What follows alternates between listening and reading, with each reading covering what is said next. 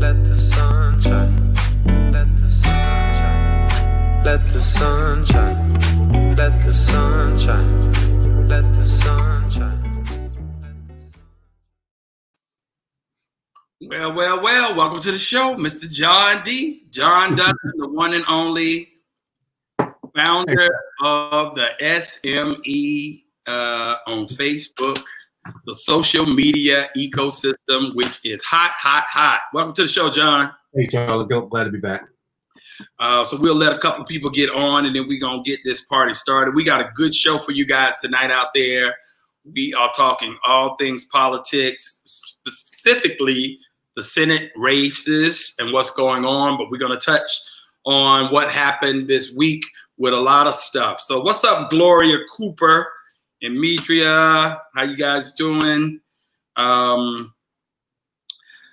lot has happened this week. But in the last 2 weeks, I don't know if I'm coming or going, to be honest with you. That's because, again, you're hanging out with the beautiful people, and your schedule permits you to get lost in time sometimes. Well, you know what? I needed to hang out with some beautiful people. I was hanging out by myself for 90 days, and I was. Look, all I know is I can do it. Okay, if I have to go back and do it again, I can do it. If you need to pull a what was the name of the movie, Castaway, Tom Hanks? Exactly. If we need to do that again, I can do it. What's up, Cheryl and Whitney and Leslie? How you guys doing? We have the one and only John Dunson, the founder of the SME. He's on here tonight. You guys know him because you follow him on Facebook. Has developed a reputation for being the go-to place for thoughtful discussion around a myriad of topics, everything from entertainment to travel, real estate, politics, and then just basically everyday things that are impacting us on a daily. So we got John here tonight. It's going to be a good show. But we're going to talk the Senate races because how important this is, and we see how everybody know what's going on. Because now we have Mitch McConnell appointing over 300 judges. And so this is imperative that we, make this happen. But first things first, let's talk off with a couple of things that happened from the political perspective that a lot of people are weighing in on. Biden weighed in on it. Trump, of course, weighed in on it. But it's a big topic right now, which is called, everybody's saying defund the police. Right. I don't really agree with it in that manner. Not defunding, I believe in reallocating. And I believe in reallocating to social programs that will affect people of color, brown and black, specifically when it comes down to mental illness and social programs like that. Because what happens, you have the police trying to work with the mentally ill on the streets, and they're not equipped to do that. And so we need to thank our old past President Reagan back in the day for creating that mess. But what's your take on defunding the police and what people are saying about that right now? I'm with you with respect to the term. I think the actions behind the term are laudable. I think when you talk about reallocation or in some ways doing away with departments, I think that's a goal worthy. I think when one of the things that I think you don't want to do is create more trouble for yourself or make your job harder than it needs to be. And the fun, for lack of a better term, is a loaded term. And so when you do that, you're going to turn people off who may have supported you, because when we think traditionally of the fund, we think from the standpoint of getting rid of, cutting, Xing out. If I would come to you and say, Charlie, let's say you're running a project, and I come to you and I say, Charlie, we're going to have to defund the project that you're doing. Automatically, you think they're cutting my project. Right. Not that they're cutting my funding. No, they're cutting my project. And so from a business standpoint, that's how I interpret the term defund. So take the word out, replace it with something else, reallocate, come up with something, catchy if you need to, but just take that off the table.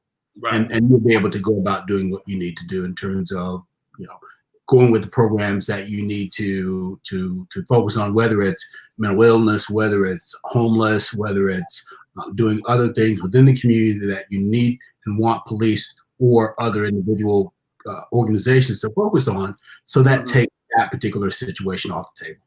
Okay, sounds good. Sounds like one of me. Also, too, just I think you had a lot of departments that were boosting up their whole weaponry, so it was like demilitarizing. Also, too, the whole police force, because some was really becoming well armed, like we were really going to war, like they were going to go to war. So you think about in terms of the police and how we were able to scale, and these guys are walking around in full military garments, and you have nurses and doctors who can't get the adequate equipment to be able to work on the patients that they're seeing day in and day out, at least over the last 3 months. So you think in terms of our mindset as a country, it's always been about supplying the military industrial complex with what they need in order to be successful, and we haven't focused on the everyday common individual and the things that we deal with from a health perspective or education or housing or things of that sort. So some of those monies do need to be diverted and reallocated to other things that are just as important. That's not to say that police and law enforcement individuals aren't important. They are, but we have them doing jobs that they should not be doing. Right. So let's also talk about one other topic that was heavy this week in your home state, with your Georgia primary race, and basically the voter suppression that happened in Georgia. Right. And I hate to say it, but go ahead and say it. I've said it. I've gotten in trouble for saying it. So but our girl Stacey Abrams should have been her hallmark to me. It really would have proved what she created her organization to do, which was to make sure that voter suppression didn't happen. Right. And I've been I was an early Abrams supporter from years ago. Drew a lot of people to her, or steered a lot of people to her, I should say. I mean, Abrams is a bright person. Abrams is a very talented person. But Abrams' problem has always been that she's always been looking for that next thing. Whether when she was in the House in Georgia, it was always Stacey focusing on the next job and not necessarily honing in on the job that she currently had. And so one of the things that's one of the things that has haunted her throughout her career. Now, that being said, she was very, very good at mobilizing individuals to vote for her last time around when she ran for governor. And in an ideal world, she would be governor of Georgia. That said, I've always felt that if she was going to succeed in the state of Georgia long term, things had to break her way. She had to have a clear field, which she did have in the last election. No one ran, that was of that stature against her. I mean, the Carter guy did not run.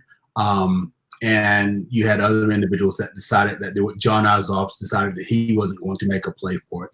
And so in theory, Stacey had a clear field and a resonating message, and she was able to use some of the infrastructure that John Ossoff did put in place, build upon that with a very, come together, we're all in this together, very, I don't want to say kumbaya, but very inclusive message. And she was able to articulate that message to the suburbs, to the inner city individuals, and to the individuals who were professional in nature. And so she was able to pull together a cross section of folk to be able to buy into her vision. Now, the problem was that she happens to be running against probably one of the most corrupt politicians in the state of Georgia, and that's Brian Kemp. Right.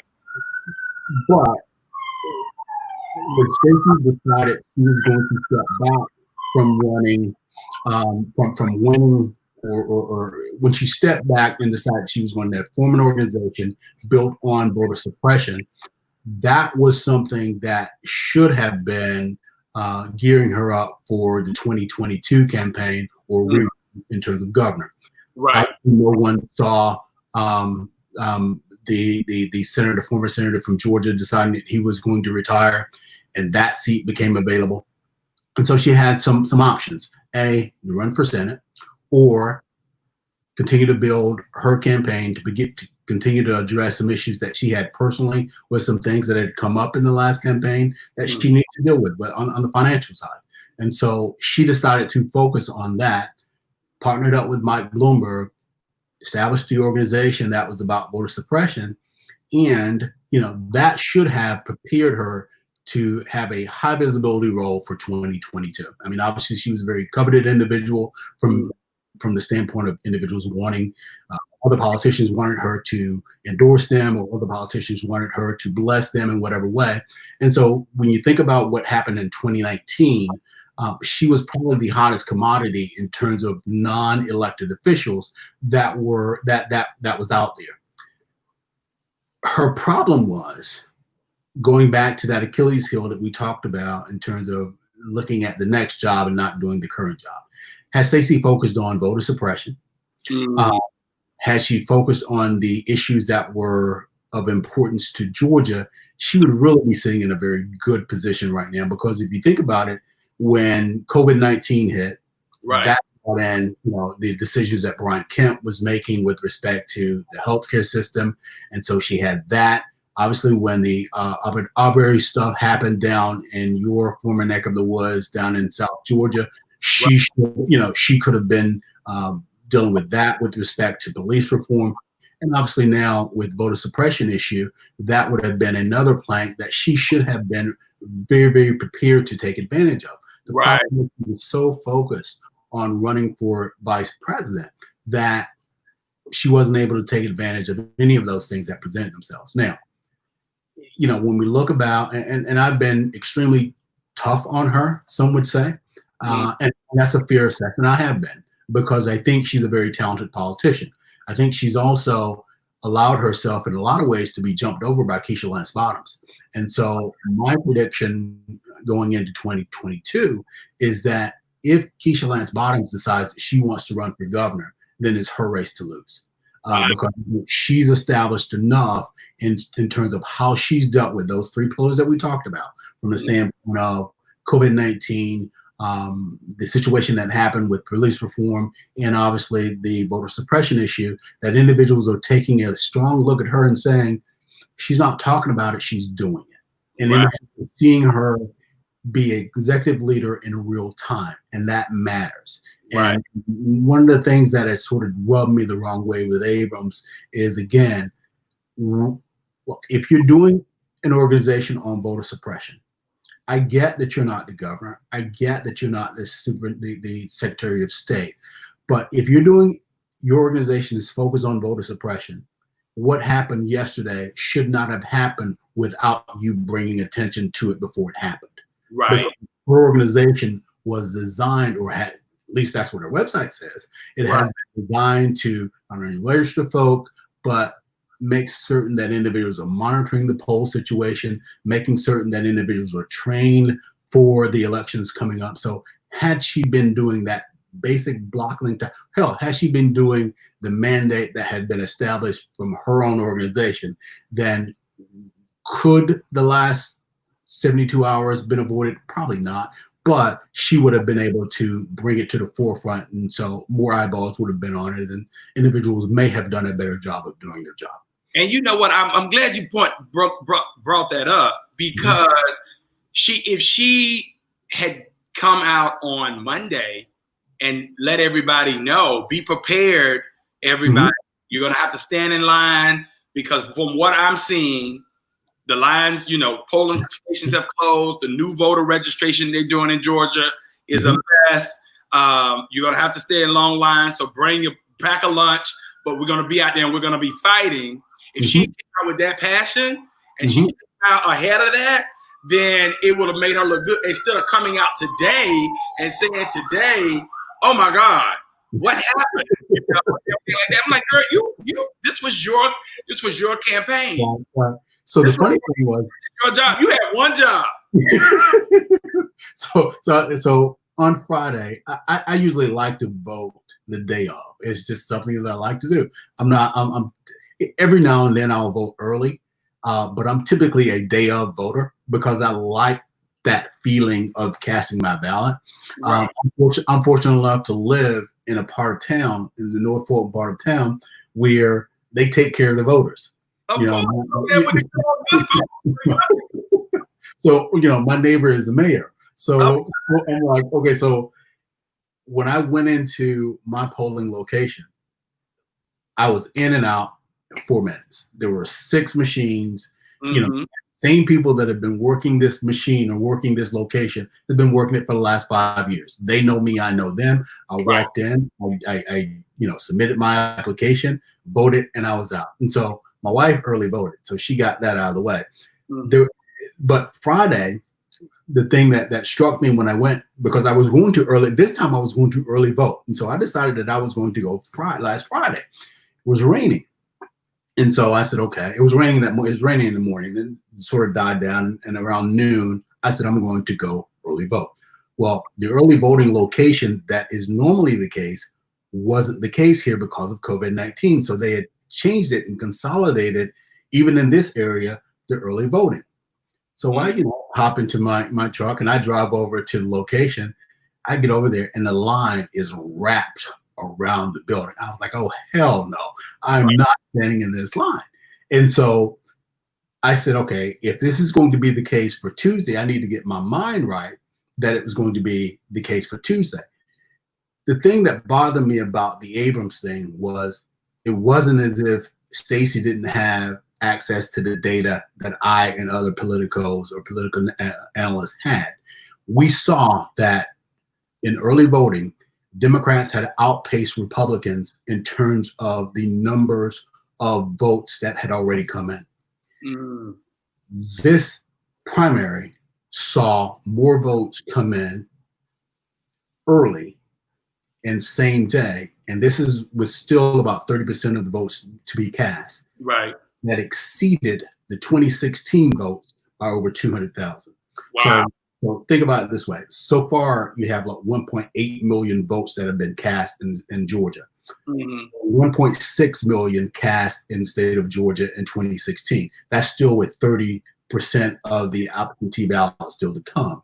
Wow. And so you have more Democrats that registered or voted earlier than Republicans. And so this bodes well for the general election in 2020 in November, assuming we can get our shit together and Kemp doesn't do what it is that Brian Kemp is known to do. Right. So is that your prediction? You think we can take Georgia? Yeah. Okay. All right. I'm there. I'm bullish. I'm bullish on Georgia. You bullish on Georgia. All right. All good. Get on the. So if you think about it, Georgia, and it was either 400,000. I look at my numbers, but there was 400,000 folk in Georgia, Democrats, that did not vote in 2016 that could have helped flip the state of Georgia. Georgia is one of those states that's been red, purple, vacillating between red and purple. Right now, if you look at the presidential election, they're tied, which in Atlanta has the bulk of the early voters or the bulk of the majority of voters in the state of Georgia. Georgia is one of these states that it should have, there should be a Democrat at some elected statewide office in Georgia. It's the fact that there's not is a travesty because none of the national offices have a Democratic lead. Okay. It has to change. Right. So, hey, everybody who just came on, I'm talking to John Dunson. John is the founder of the social media ecosystem. We're talking politics tonight. His site, he has basically, we talk travel, we talk real estate, we talk entertainment, politics, daily activities, everything. You'll find it on him, his website, on his Facebook page. Mm-hmm. It's invitation only, so you have to know somebody to be invited. To keep the conversation hot and to keep the conversation interesting. So tonight we're talking politics, and we're just talking a couple of topics that were hot for the last couple of days. But our main conversation tonight is about what we need to do in order to overtake the Senate, because it's imperative if we need Biden, and we got to have the House, we got to have the Senate, and we got to have the White House if we're going to make any type of change and undo all the things that Trump has enacted, even though he's done a lot of stuff with executive order as well. But the thing is, Mitch McConnell appointing the judges and over 300 judges to federal and the district courts. In addition to, this is where I get in. This is where I get into an argument with guys who are smarter than me. Two of them, I have a different view in terms of the court system, and that's Michael McCrae, who's one of my lifelong friends and fraternity brothers. We talk about this, and I always have to tell him to get off the ledge, because he will call me and send me articles and say, "You see, Mitch just appointed another judge," and I'll go, "Okay," and he'll say, "What do you mean, okay? He's appointing another judge." I was like, "So let's think about this. All right, break it down. There have been, if you think about, let's go back to 1980. Yeah. Okay. So you had Reagan for 8 years. Okay. You had Bush 41 for 4. Yeah. You had Clinton for 8. Yeah. You had Bush 43 for 8. You had Obama for 8, and now you have the idiot for 4. So you add 8, and 4. That's 20 years. You have Clinton. Yeah, 24 years. Excuse me, 24 years. You have Clinton and Obama. That's 16 years. Yeah. So you have 24 years of Republicans, 16 years of Democrats. To the victor goes the spoils. So there should be more Republican appointed judges over the last 40 years than Democratic appointed judges. We've been fortunate that you've had Reagan, Bush judges that were either moderate or not as conservative as they should have been, or we thought that they were going to be, that did vote in favor of Democrats and Democratic policies. Now, that being said, as those judges now retire, the judges that the idiot is appointing are backfilling those Republican judges. So you got a Republican leaving and a Republican replacing them. And so we're playing house money. I get that. Yeah. Problem is let me say this now. Yeah, keep going. If he wins in 2021, then that's a problem, because then it flips. Now, the argument that someone make is that, well, the judges that he's appointing are judges that are not mentally fit to be on the bench. And yes, that's look, but that's like me telling my neighbor what to plant in his or her yard. Yeah, they won the election. Hey, okay. So this is my difference on that. This is my opinion on it. What you said is true, but politics was different when the Bushes and Reagan they were balanced. Even though they could have been conservative or a little bit liberal, they really followed the law, and they had to be appointed. So they were like, okay, I'm a moderate per se, right? Right. So you met your litmus test of what a judge should be, and I get that. I get that argument. But my point is, we don't get to decide that since we lost the election. If he wants to appoint up. Now we got to deal with incompetent, known right-winger judges that don't see a middle. So that's my problem. That's my problem. And can I add this? Yeah. Maybe this will make it feel better. Facts show and tell us that when judges who are not lifers, and I would venture to say that majority of the judges that it is appointing are not lifers. They're individuals that will typically burn out, and they're going to burn out. They're not going to be on the bench for 40 or 50 years. They're going to be on the bench for maybe 20, 25 years, and then go and do whatever they need to do. I mean, they're going to be paid, obviously, very handsomely, but they're not individuals that are going to be lifers. Now, the people that you do watch with respect to the judges are their clerks. And if they're bringing in competent clerks, then those clerks are the individuals that are going to help write the most. And that's the problem, because they are incompetent, and they're going to have to bring in someone to tell them exactly what to do. And that's my issue with that. In addition to that, we can't let the idiot win because of the Supreme Court, and then we're all doomed. Okay. No, the Supreme Court was lost in 2016. Yeah, we gotta replace RBG because she holding on. She got gallbladder issues. She got everything. So she just said, "Y'all better get me. Come get me." All right. Well, you have the next president will probably have 3 appointees. Yeah, exactly. You know, it depending upon how long Clarence Thomas wants to remain on the bench. So you have Stevens, you have RBG, and you'll have Thomas probably are the next 3 days, unless Roberts decides that he's going to hang it up. All right, so let's get to let's get to these other 2 issues before we get into the whole Senate race that came up this week. The next one, what is your take on the RNC moving from North Carolina to Jacksonville, or trying to do it in both places? What is that about? It's messy, which is what they're known for. I think from the standpoint of Jacksonville, Duval County has it's one of those counties that can go, and that's where Jacksonville is for those who don't know Duval County. And I always say that Jacksonville is more Georgia than it is Florida. Heavy military presence, a very large Black population in Jacksonville, and so sometimes it goes Democrat, sometimes it goes Republican.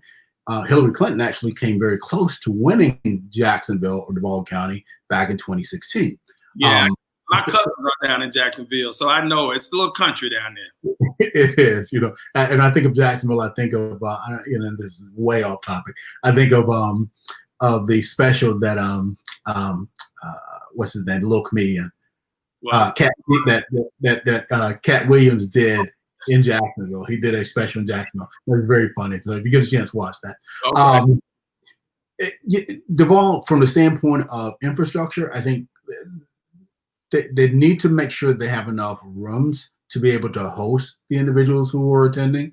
I think in terms of what the NFL did when they held the convention there, they had to bring in ships. And so the irony would be if they brought in cruise ships and these folks that attended the convention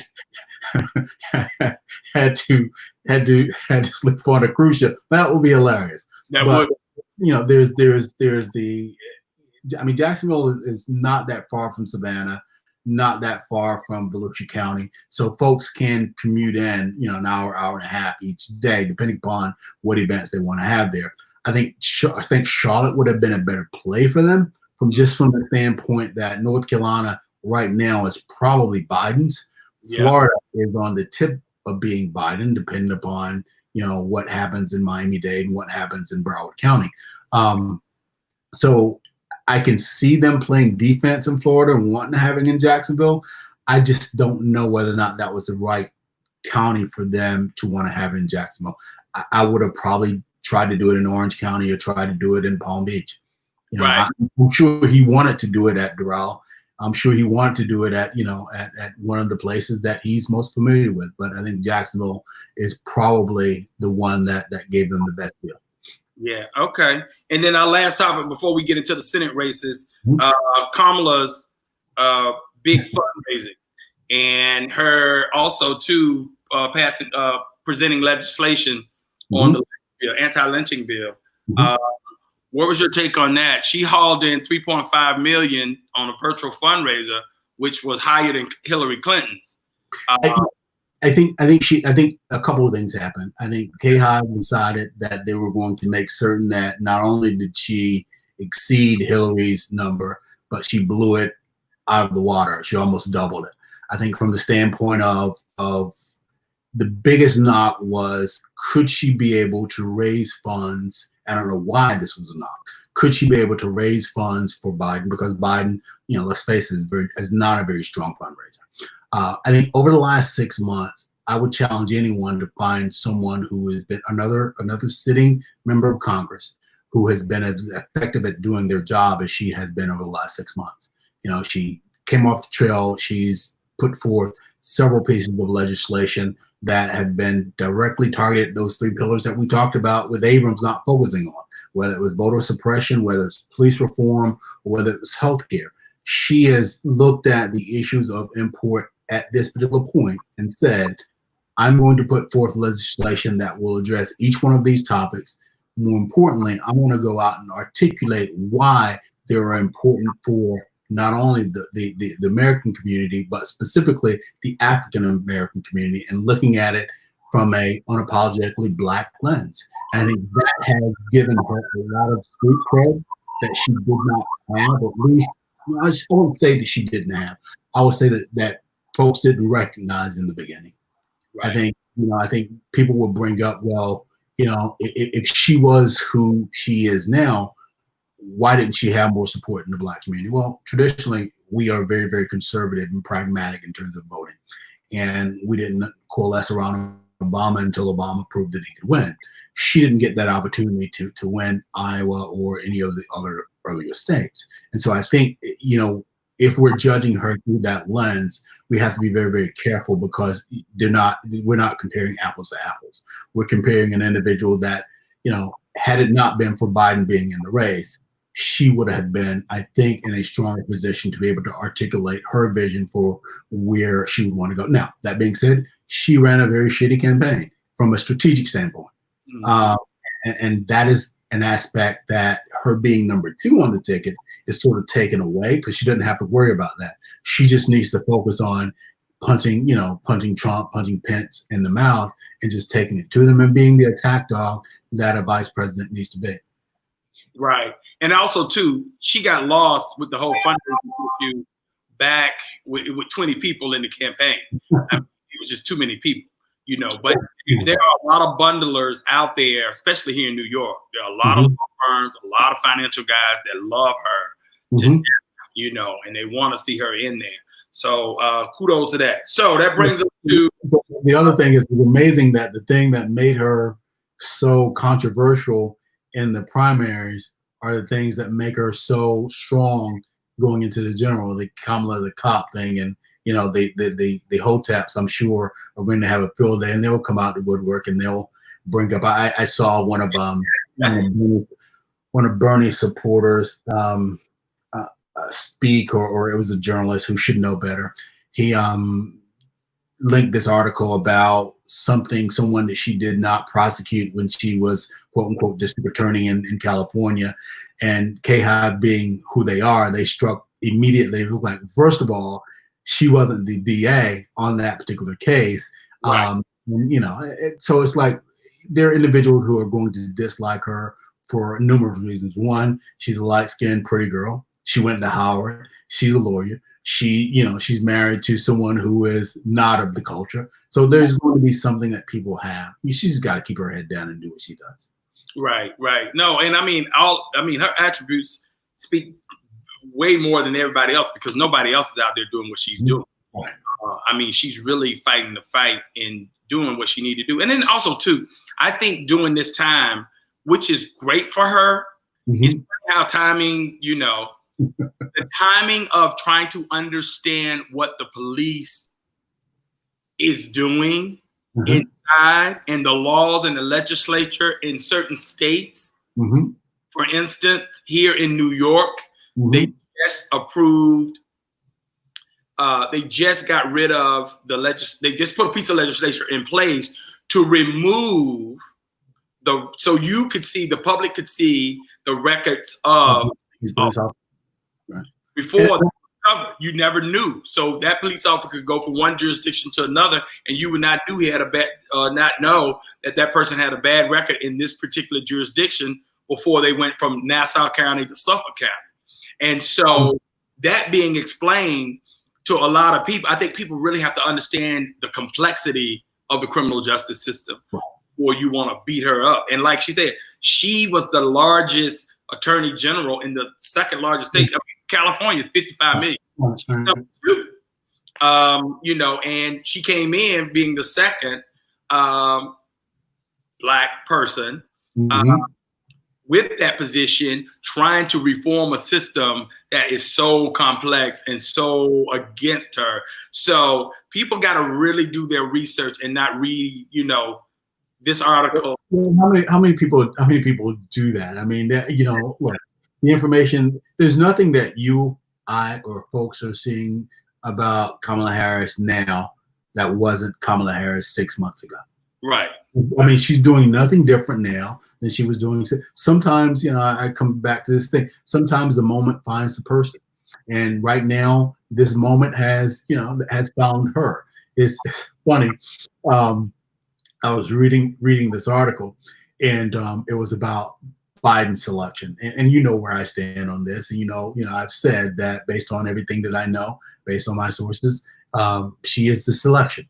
Right. So I was reading the a piece about an hour ago, and they were talking to a high-level Democratic strategist, and they said, well, "What do you think about Kamala Harris right now?" He's like, "Well, you know, she's going to be the choice. She's been the choice. She was the choice before Biden knew that she was the choice. She was the choice before. She's the choice that Obama told him to be the choice. She's the choice that Clyburn told him should be the choice. Right. She's the choice that when he was flirting with possibly going with Klobuchar against something, you know, right, that everyone was telling him, are you crazy?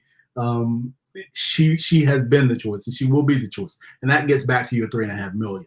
It's that number caught a lot of people by shock, and they shouldn't have been, because it was her and her organization saying, okay, you want us to be able to bring in money, we're going to show you what we're going to bring in. Right. And they were able to literally they were able to raise $2 million before the friggin' event happened. And so that eclipsed Hillary's number before they even had the fundraiser town hall. What was 2 days ago or a day before that? I think it was what's the day? Thursday? I think it was Monday. Monday or Tuesday? Yeah, it was before the primary. It was Monday night. Mm-hmm. Okay. Yeah. For her to come in at 3.5 million, just on her name alone, I think speaks volumes. And you combine that with the legislation. Obviously, they gave her top billing to speak when they rolled out the CBC conference legislation on police reform a couple of days ago, and she had a very, very successful interview with The View shortly afterward. And so she's had a very good 6 months. So if you think about the individuals who have elevated themselves, you talk about her, you talk about Val Demings, you talk about Keisha Lance Bottoms. Those are the three individuals that have truly shown themselves to be very, very good at this particular point within a crisis. Right. All right. So let's take us to what we came here for, which is the Senate race. So I'm going to pull this up. But yeah, no Amy. Amy messed that up. Poor baby, she messed that up when she got the Minnesota. Hey, Charmaine. Yeah. So let's talk about the Senate race. I'm gonna pull up this camera. So what we got here? This is So I'm always anyone who's a member of the SME knows that I'm always focused more on state and local. Mm-hmm. On what happens nationally. Specifically, when you look at the Senate map, there are 35 seats that are up this year. And so that's a lot. Typically, we're not going to get 2/3 of the Senate that's going to be up, or a third of the Senate that's going to be up in a cycle like this. And so the states that are in that brown color are the 35 states where there's a senator up for election. So when so a couple of things about this particular map that I want to draw your attention to, because this dovetails into, you remember a couple months ago, there was this conversation about folks saying that, the idiot can stop the election from happening, and he can he can do X, Y, and Z, and he can remain president for an extended period of time. That can't happen. Right. By virtue of law, by virtue of the Constitution, come January 21st, I think it is, at 12 noon, there becomes a new president. Right. The individuals who are up for the Senate, and so there are a couple of things that happen. If there is not a president selected, then the vote falls on the House, which, unless something drastically changes, Democrats would control the House. So that's one backstop. And then should that backstop not work, not work, then things fall onto the Senate. So what happens if, let's play worst case scenario, devil's advocate. Right. Idiot decides he's not going to leave office. He decides that he's going to try to cancel the election. Mm. He doesn't control the election. That's controlled by the states. Right. Each state controls his or her own election. Okay. Right. Because a state election is not held, these 35 seats that are now up are vacant. Right. So with these 35 seats being vacant, you look at the top where it says Democrats 35, Republicans 30. Yeah. There will be 35 sitting Democrats and 30 sitting Republicans in the Senate. Right. Does that make sense? Yeah. Go. No, I got it. Yeah. Mm-hmm. So even then, the Democrats would have the majority in the Senate, the majority in the House. Right. So I mean, there are backstops that are there to prevent craziness from happening. Now that being said, when we look at the current map of where we are with respect to November 4th or 5th or whatever the date is that we have the election, these are the seats that are up for play. If no other senators are elected and those 35 seats aren't filled, then Democrats would have the majority. So this is our starting point. Okay. All right. You want me to go to the next map? Yes. So now we're going to allocate some of these seats. Okay. Typically, one of the things that we do from a political analysis standpoint is we allocate what we call our safe Dem seats and our safe Republican seats. So we've allocated the safe Democratic seats would be seats like Delaware, Illinois, Massachusetts, Michigan, Minnesota, New Hampshire, New Jersey, New Mexico, Oregon, Rhode Island, and Virginia. So we've gone ahead and allocated those seats to Dems because they're going to win those states. Okay. Okay. Then we have what we call safe Republican seats. Those seats are Alaska, Arkansas, Idaho, Louisiana, Mississippi, Nebraska, Oklahoma, South Dakota, Tennessee, West Virginia, and Wyoming. Okay. So we have 11 that we allocated to the Dems, 11 that we allocate to Republicans. And so even with allocating those safe Dem seats and those safe Republican seats, that gets us to 46 seats that will be held by Democrats, 41 seats that would be held by Republicans. Okay. That leaves what we call 13 toss-up states. Right. So these would be the states that when we're looking at where Democrats are going to spend the majority of their time playing offense and Republicans are going to spend the majority of their time playing defense, these are going to be the states that we focus on. Now, the thing that should make Democrats happy is you only need to get 50 to get to majority. Right. So you get 50, you get to majority, you can, assuming that you have the presidency, then the vice president serves as the tie.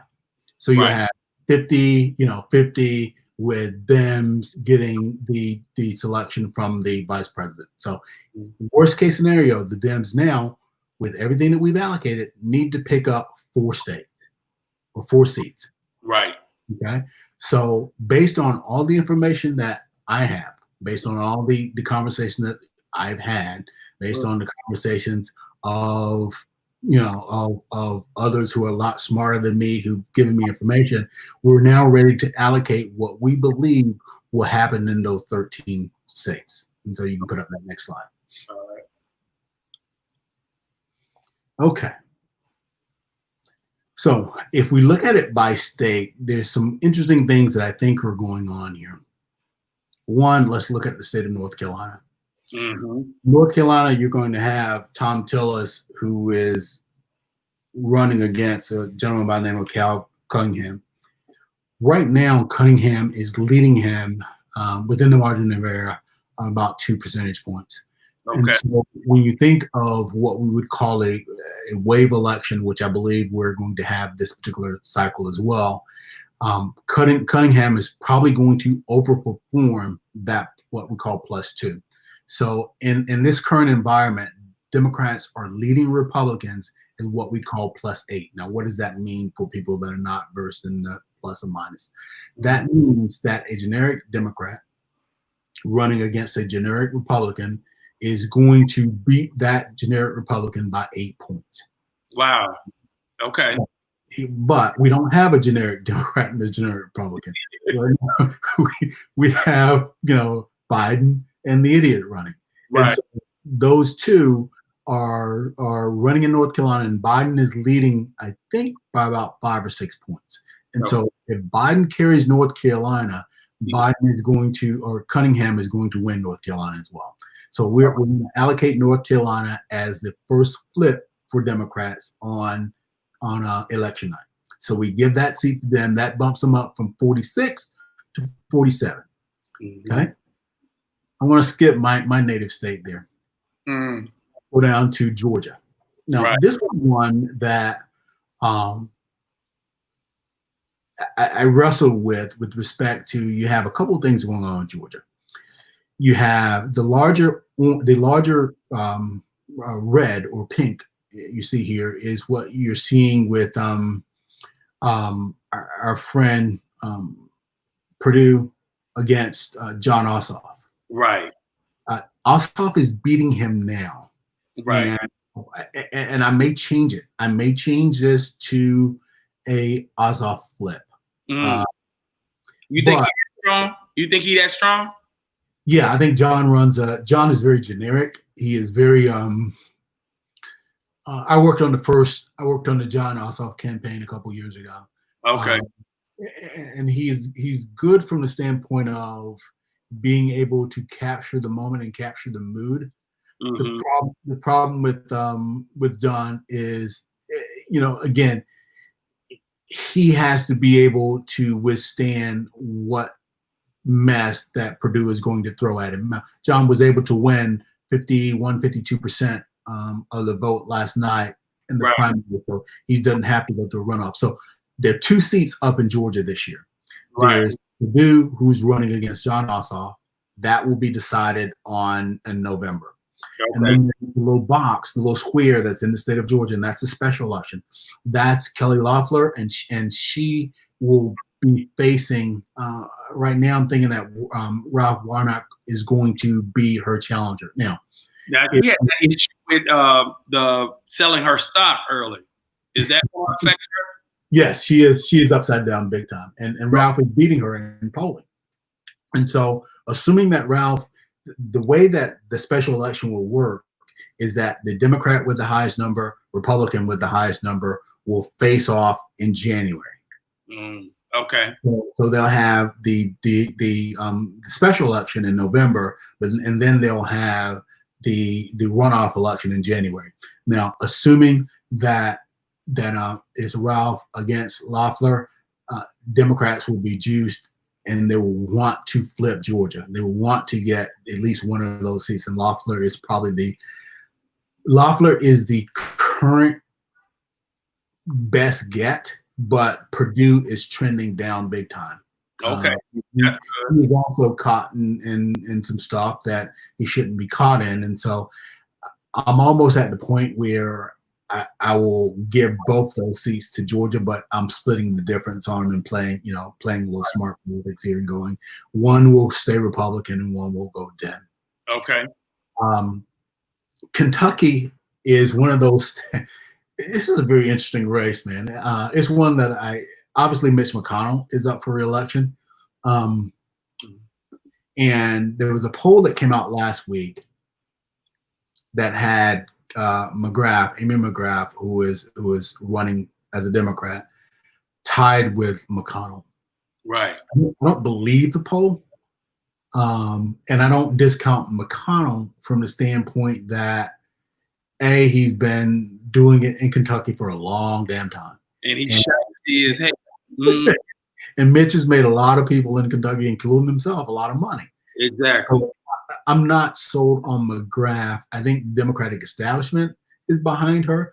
There's a brother who's also running, who I'm keeping my eye on, who our folks in Kentucky like a lot. Our Kentucky SME club loves Mr. Booker out of who's also running as a Democrat. So What will happen will be when Kentucky has its primary, Uh-huh. either it will be McGrath or Booker who wins, obviously. Right. Booker scares me for anyone who knows me knows I'm pragmatic. I'm center left. Right. More Obama in terms of being in terms of my politics. That being said, Booker is a little too left for me, and Okay. I don't know. He He's too left. Is he? Are you saying that because it's Kentucky? I'm saying it because he's Kentucky. So he is like an AOC. He's an AOC lefty in Kentucky. Okay, but do you think the protests in Kentucky and the shooting of Breonna Taylor is going to just have a dramatic effect that shake people up and make people think differently in that state? And also I think with the Democratic mayor of Louisville. I think it could. McGrath is not a strong candidate. I mean, she has stumbled. She's not been able to articulate her vision for what she would want to do in Kentucky. All of her ads have been against McConnell. Okay. And at a certain point, people hate McConnell, but people also want to know what you're doing with respect to your vision for the state. And Kentucky is one of those states that, they love Kentucky. And you got to be about, inspiring those individuals with jobs and things of that sort. Right. An economy that, Kentucky is going through some things. Yeah. And so it needs to be able to articulate the vision. Say that again. And if they don't get basketball this year, they're going to really be going through something. That's all the money to pay for University of Kentucky and Louisville. Mm-hmm. South Carolina. Let's go back to your home state, South Carolina, because everybody wants to know what's going to happen with brother man down there against the Weasel. Yeah, anyone who knows me knows I love Lindsey. I love me some Lindsey Graham. Why is that? Why do you love Lindsey besides him being messy? Because I've known Lindsey for 20 some odd years. Yeah. On a personal level, I like him. I think he's a good guy.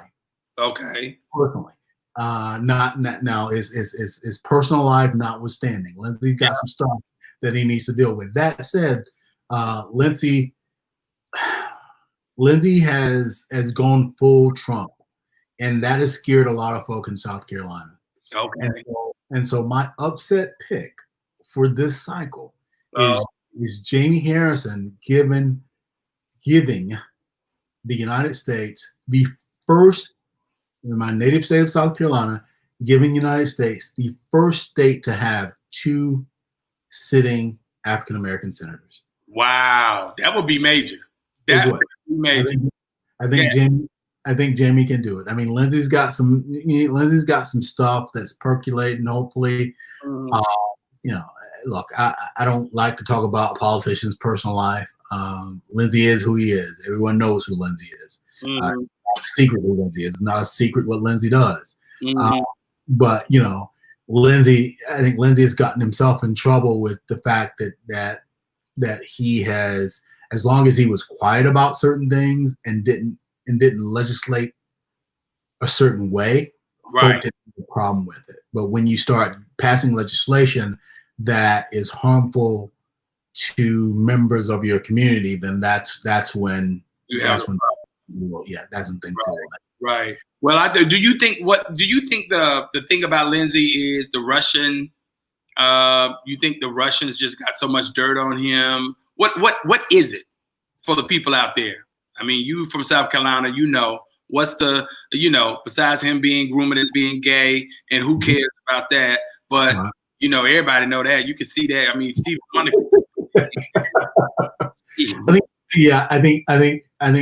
I think him being alternative is the least of it. Mm-hmm. I think there have been some situations that Lindsey has gotten himself into that would be very, very difficult to explain. Okay. I'll leave it there. I think from the standpoint of it would be, I'll say this, it would be best for Lindsey personally and professionally if he lost the election. Okay. All right. Sounds good. All right. Let's go out west. Let's go to Arizona, Colorado. What's happening out there? Yeah, Arizona and Colorado. Arizona is, I mean, we can go ahead and just chalk that up as a dim win. I don't see any scenario where Mark Kelly is going to lose to Mark McSally. I mean, he's up by 10 plus points there, and he's a strong candidate. He's got more money than God to be able to put into that race, and that race is pretty much over. So, barring him being a dead boy being found in his trunk, I think Kelly will be the next senator of Arizona. Colorado is even worse for Republican because you got Hickenlooper, who is up by plus 15 over excuse me, I'm drawing a blank here. Gardner, Cory Gardner, and Gardner is probably the weakest of the Republican candidates who are up for re-election. So I have Dems winning that one. So Arizona and Colorado will be called early. Okay. The one that's intriguing for me, we go up to Montana. Yeah. Because Montana, I think Dems got extremely lucky when Steve Bullock decided that he was going to drop out of the presidential race and then go and run for senator. He at first said he wasn't going to run for senator, and then decided that he was going to run. And that allowed them to have a strong candidate to be able to run in Montana. So right now I have Bullock winning Montana for Dems. I think he'll win it going away. I have him winning it by at least 6 or 7 points. So that will be a huge pickup for them out west there. The other one that intrigues me is Iowa, and that's a flip. Mm-hmm. I think Joni Ernst is I like her. I think she wants to be a politician. She is too late for the type of politician she is. Yeah. She was 10 years ago, 15 years ago, but today she sold her soul too quick, and I think the Iowans they're too smart out there. They're gonna get rid of her. Well, the Teresa Greenfield, the person that she's running against, losing to right now, but she's in the margin of error. And so when you talk about Iowa, it's one of those that if the Dems have the night that they need to have in November, she will be one of the seats that gets flipped. Like she'll be in the same category with South Carolina and with North Carolina, because it will be the three that will move in unison if the Dems have a great night, and they win by, let's say, if Biden wins 53 to 40, to 47, that's where Iowa, North Carolina, and South Carolina comes into play. Okay. What do you think of Maine and Susan Collins? She's gone. She's shown the door. Yeah, I think the vote that she took with respect to a couple of months ago sealed her fate. She's losing Maine by, outside the margin. She's losing Maine, I think, by 5 points or so. So I'd be shocked if she is if she returns to Congress. Okay. And honestly, I don't think she wants to. I think she's happy staying in D.C. I think she's happy, financially staying in D.C. and doing what she does. But I don't see her winning Maine. Right. And you know what? Last but not least, the good old state of Texas. What's happening down there? Well, we got a couple more. We got Kansas. Let's do Kansas first. Okay. Kansas is intriguing. It's intriguing from the standpoint that you got Chris Kobach, who used to be a part of this administration and is probably the most hated Republican in Kansas, running for a statewide office. Yeah. He will probably end up winning, and the person that he is running against is a young lady by the name of Barbara Boyer. She has, consolidated, for all intents and purposes, the Democratic contingent in Kansas. And so when you think about her ceiling, she's probably at her ceiling. That lost his last time around. Right. However, I think Kansas is such a, I won't say it's a red state, but it's one of those states because they have had. I mean, if you think about the fact that they did have a Democratic governor less than 8 years ago, and so I mean they can go blue. I just don't see her being the one to do that this particular cycle. Okay.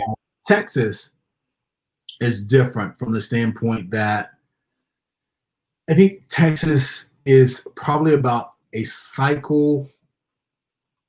Texas can go from a presidential standpoint. Texas could go blue this year. Okay. From a Senate standpoint, I think Cornyn is too strong for. I'm going to say it's going to be MJ Hager who is going to be running against him. Mm-hmm. I don't think she's strong enough in Texas to pull it off. I think had one of the Castro boys brothers decided to run, they would have given Cornyn a great run for it. I mean, Dems don't get Texas this cycle, then they're gonna have to wait until 2024.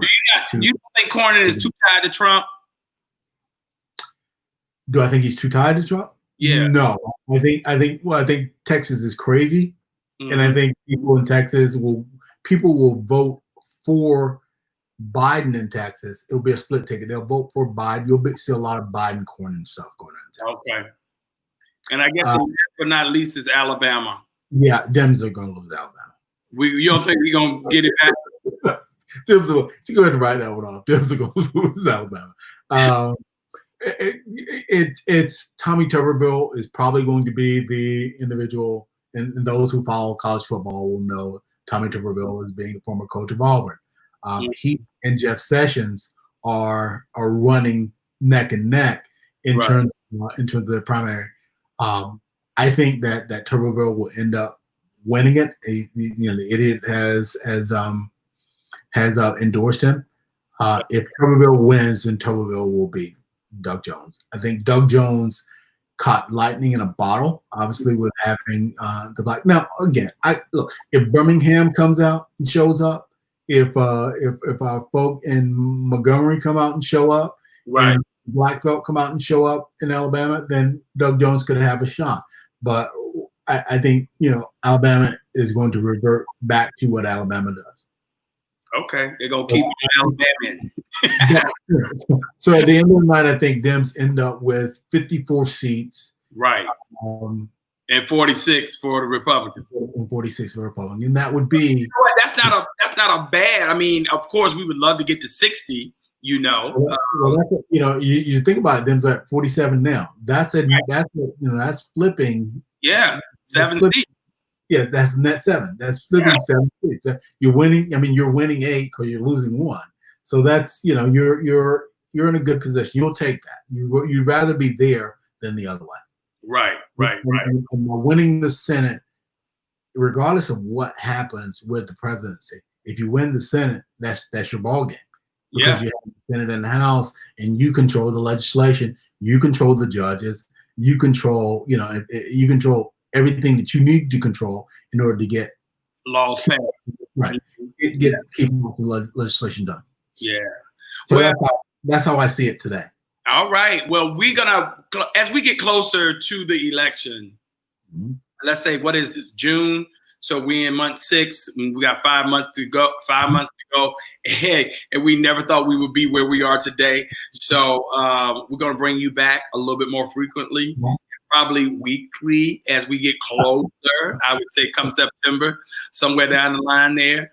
But definitely, you definitely got to come in once a month to update us and get us going, because we really need to start thinking about the strategy and where we need to go and who we need to pull, and what money needs to be directed to campaigns, and how we need to build upon this for people to really understand.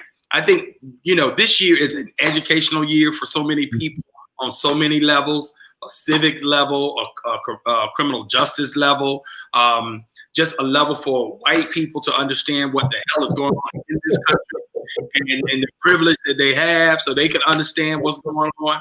I mean, it's just, you can't go anywhere, can't go on vacation, you can't leave, so you can't that's their problem. No, you home. So You got to think about it, and it's what we need to do as a community because this is a really a trying time for this country. You know, this is and when we start talking about democracy, if we don't win this election, America that we know it today and before 2016 or even before March of this year, we won't know who she is going into 2021 if we don't win that election.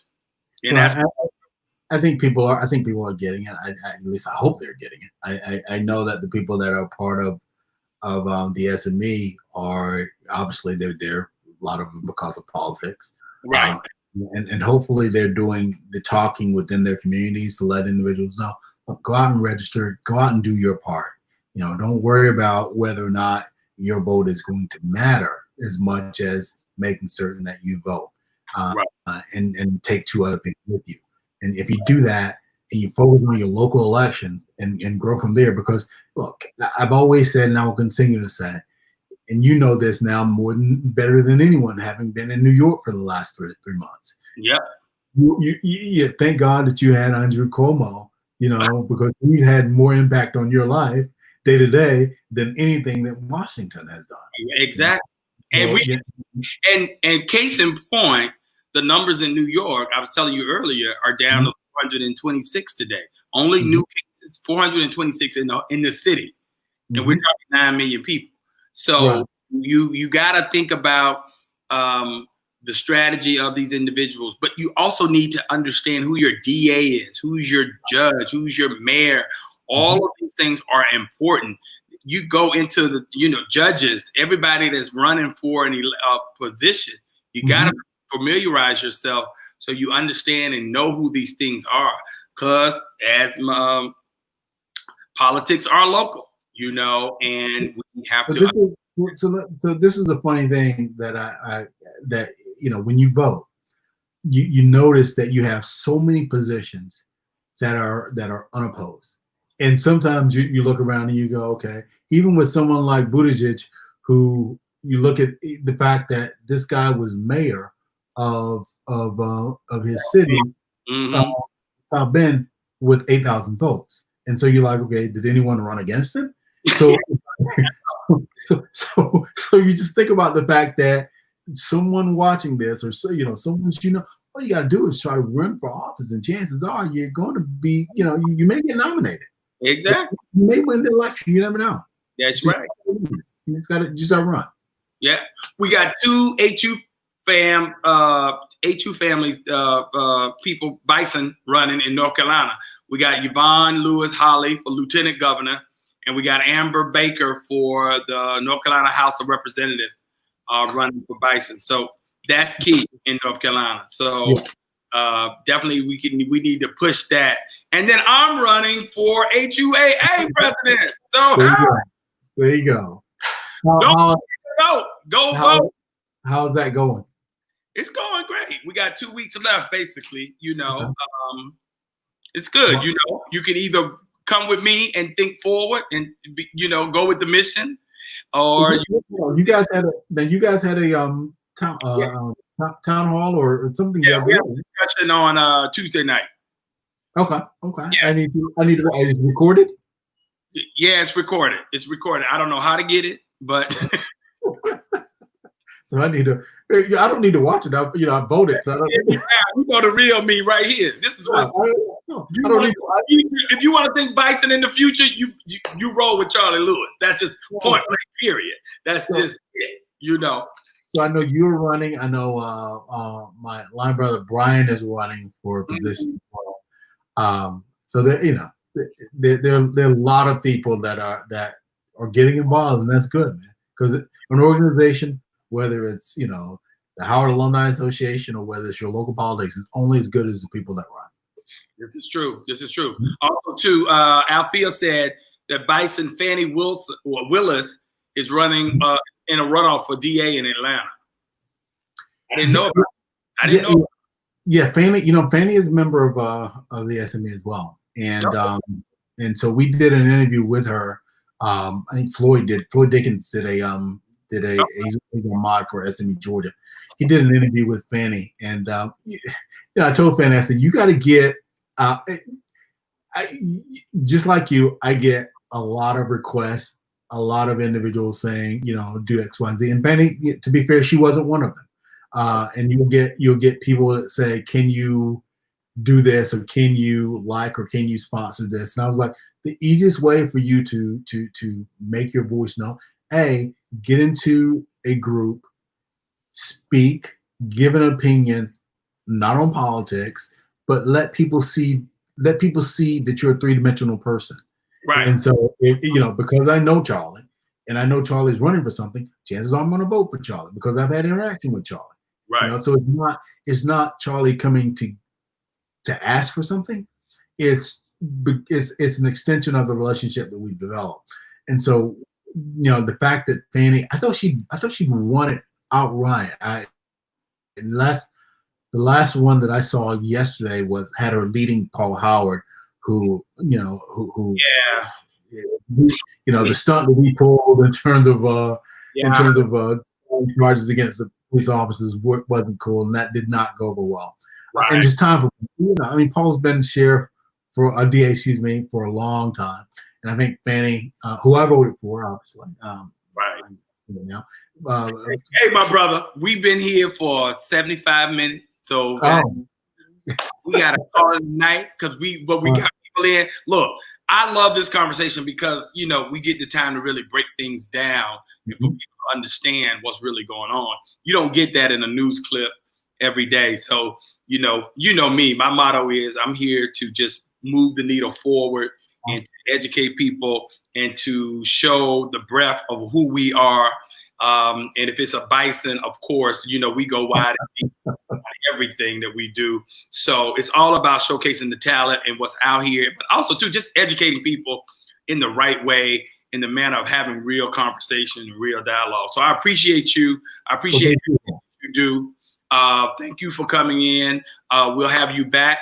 Everybody out there, you guys share this, like this, send this to your friends so people can start getting educated on what's going on, and just make sure everybody is involved. Do your part. Find out where you want to fit in during this election cycle. Everybody has a role. Everybody has a part to play. Everybody can protest in a different way, for the culture. But whatever you do, I always say, think Black first. All right. Thanks, Charlie. All right. You have a good evening, brother, and we'll talk to you later on the other side. All right. Good night, everybody. Let the sun shine. Let the sun